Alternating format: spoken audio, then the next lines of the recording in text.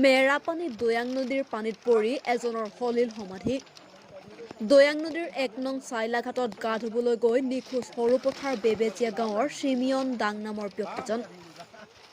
ঘটনা অনুসৰি সন্ধ্যা সময়ত ঘৰৰ দাঁতিতে থকা দৈয়াং নদীত গা ধুবলৈ যোৱাৰ পাছৰে পৰা ব্যক্তিজন নিখোজ হৈ থকাত পৰিয়ালৰ লোকে দৈয়াং নদীত গা ধুবলৈ যোৱাৰ কথা নিশ্চিত কৰে।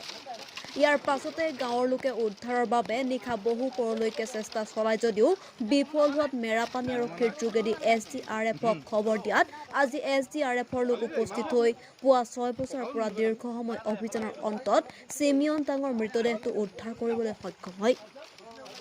মৃতদেহটো উদ্ধাৰ কৰি মেৰাপানীৰ আৰক্ষীৰ সহযোগত মৃতদেহটো মৰণোত্তৰ পৰীক্ষাৰ বাবে গোলাঘাটলৈ প্ৰেৰণ কৰে। এইটো মানে তেওঁ সদায় সাঁতুৰি থকা মানুহ গা এখন নদীতে দৈয়াং নদীৰ গা চা ধুৱে। তেনেকৈ গা ধুওঁতে মানে সাঁতুৰিব লওঁতে সাঁতুৰি থাকোঁতেই কিবা এটা হ'ল চাগে তেওঁ মৃত্যু হ'ল। তাৰপিছত আমি SDRFক সহযোগত আমি আজি উদ্ধাৰ কৰিবলৈ সক্ষম হ'লোঁ।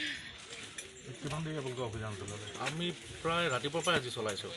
কালিও চলোৱা হৈছিলে, কালি গধূলি হৈছিলে ঘটনাটো, কিন্তু কালি তেওঁলোকৰ গাঁৱৰ মানুহে কোনোবাই চলাইছিলে। আমি যেতিয়া ৰাতিপুৱা খবৰ পালোঁ তো আমি তেনেকৈ আহিলোঁ, আহি পেলাই SDRFৰ লগত লৈ পেলাই আমি অভিযান চলাওঁতে এই য'ত মানে ল'ৰাজনে ডুবিছিলে তাৰ পৰা কিছু আগত আমি উদ্ধাৰ কৰিবলৈ সক্ষম হ'লোঁ। মৃতকৰ নাম বা গাঁও তেনেকৈ চিমিয়ন দাং, ল'ৰাটোৰ ঘৰ বেবেজীয়া।